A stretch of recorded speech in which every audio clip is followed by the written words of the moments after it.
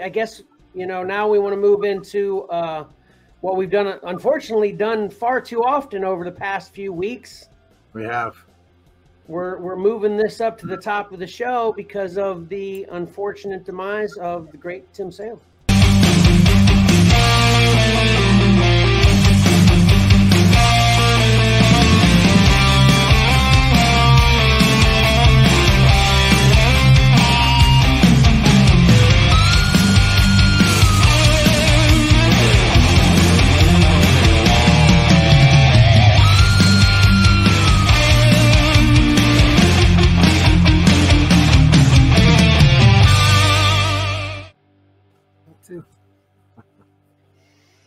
All right.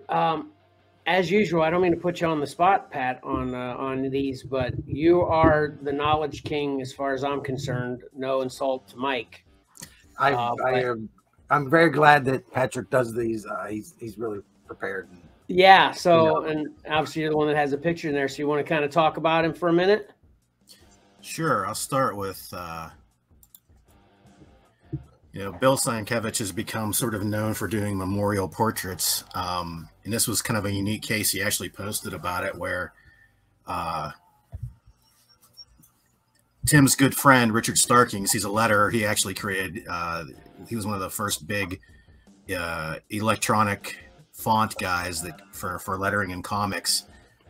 He reached out to Bill and said that Tim was disappointed he would never get to see his portrait done. So Bill rushed and got one out to him, and Tim actually saw it before he passed away. So that's the memorial portrait that Bill Sienkiewicz did for Tim Sale. And, that's awesome. Yep, that's great.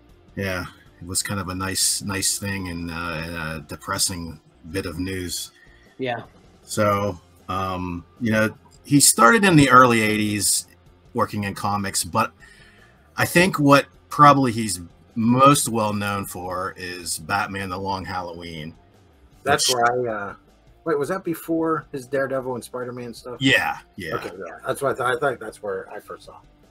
And he first, I don't know if it was the first time, but it may have been the first time he worked with probably the collaborator. His best known for his writing is the writer Jeff Loeb. And this was a 12-issue maxi series, mini series that ran an entire year, Halloween to Halloween. It kind of really made them, widely known creators. The covers for this were great. Every month had a holiday theme to it. I didn't put all 12 in here. I just kind of have a collage of all of them so you could get a quick look. But if you want to look them up, they're all very, very, very cool for each month. Yeah, there was 13. It was a 13. Sorry, Valor fixed that for me. And then I can't remember if what came next, the Marvel stuff or Superman for All Seasons, which was another great little mini series. It was 4 books. It covered each season, kind of the early career of Superman, sort of jumping off of John Byrne's origin, I believe, if I can remember correctly. I remember really liking this at the time. This is sort of the era that I was sort of back into DC. So these 2 books I really enjoyed quite a bit. And then his Marvel stuff, it became known as like the color series, where he did, I might have these out of order, but I think they're right. I might have Daredevil and Spider-Man switch, but he did Daredevil Yellow. And these generally all take a theme, and they usually concentrate on the very, very early days of the character. I had like stock copies, but I had pulled all my personal copies out because I wanted to quickly show I met him either once or twice at Heroes Con, and I got him to sign, and he did a little like remark in the inside of each one of these. That's awesome. Yeah, a little Daredevil there. Then Spider-Man Blue, which kind of dealt with the loss of Gwen Stacy. Spoiler alert. this is probably my favorite of the 4 he did of the color series for Marvel. There's my little Spider-Man sketch in that one. Then you did Hulk Gray. I'm gonna have to reread this because I really don't have any memories of this book. Maybe I didn't read it, as a matter of fact. I don't know.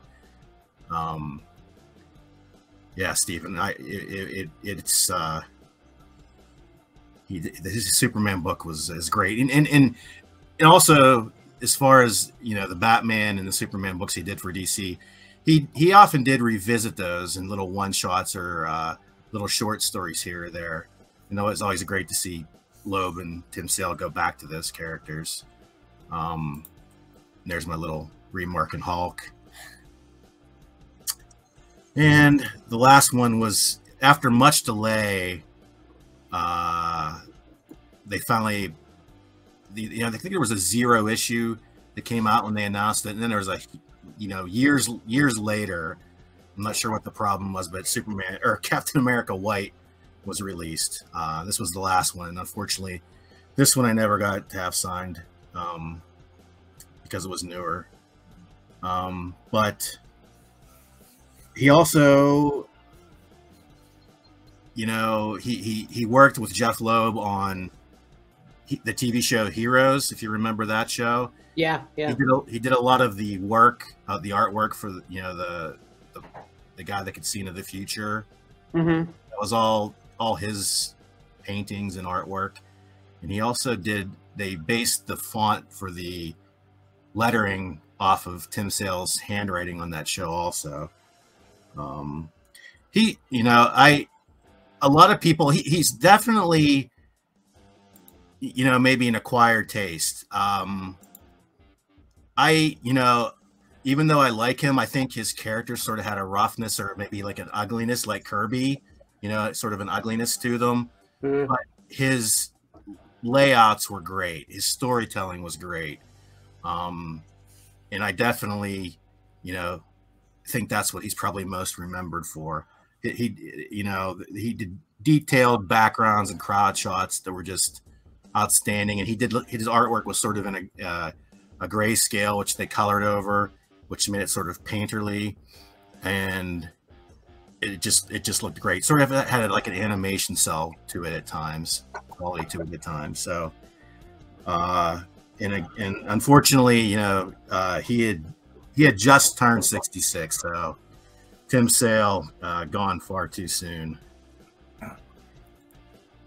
Yeah, I have to confess that I'm not really that familiar with much of this stuff at all. I had to do some research for the show to really be able to have too much comment. And the biggest thing that stuck out to me that I wasn't aware of is it seemed like everything he did was with Loeb. That was there. Do you know why that was? Any particular reason? Were they like best friends, or were they just connected in the industry? Or I don't know. I think they just I'm not sure how they got connected, but they just hit it off, and they seem to mesh well with each other. And it's like 95% of his stuff is with Loeb, right? Yeah. He did the B covers for, I think it was Detective Comics on the Rebirth stuff. Okay. He had a long stretch. It was either Batman or Detective. I can't remember which one, but he had a long stretch right at the beginning. Because what they have like one artist do the B covers for, long stretches there, and he was on them. So, well, and I know if Johnny were here, he'd totally be commenting about how Long Halloween, I think, is literally his favorite Batman story, and that's his.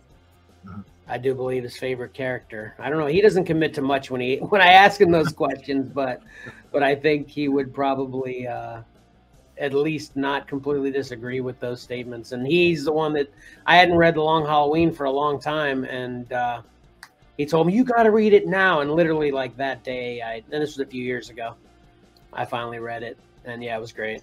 So I think it was even probably. I don't know. I don't want to poo-poo your take on it, but it was great reading it monthly as it was coming out. It was really something to look forward to, and it was trying to solve the mystery as it went along. So Yeah, it was a kind of a groundbreaking book in a way.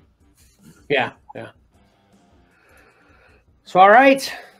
Rest in peace, Tim Sale, and our condolences to his family, his friends, everyone close to him. So, Yeah, when I read Bill Sienkiewicz's post about doing this portrait, it was tough to get through, you know, without getting overly choked up. You know, I mean, we don't know these guys personally. You know, they have an effect on us because of the books and stuff. But yeah, what he wrote, man, it was. yeah. Hey, I'm going to interrupt you real quick because we have a special guest. Yeah. Look at that.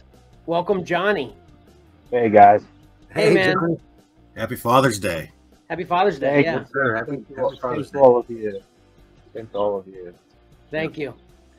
Did you have this pre-planned, or did I provoke just because I just mentioned you a minute ago? Oh, did you?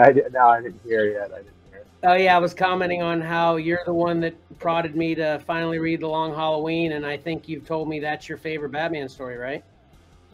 That is my favorite. Well, yeah, that's definitely one of my favorite. If not my favorite Batman stories. Yeah. Yeah. I said you'd say that too. Yeah, it's right up there. It's right up there. This is a sad thing to come in, interrupt your show with. Did you want to say anything in particular about Tim Sale? We were just kind of wrapping up now, or did you want to hang out for a bit? What were you thinking? Yeah, I'll hang out for a couple of minutes, but Sweet. Not too long. But yeah, it's just another huge loss in the comic industry. Yeah. And to the fans of comics, some of these guys that are just so legendary that this one came as such a shock too. Yeah. Because he's a relatively young guy. Yeah. You don't think about it when you're your day to day, when you're enjoying these things, that how fleeting life is, and that somebody could just be taken away from an instant, and it's just sad. Yeah. Yeah. But yeah, he was definitely one of the greats, one of the best storytellers in my opinion. He didn't have the flashy, pretty art, but he was an excellent storyteller, excellent draftsman. Yeah, I totally agree with that. Yeah.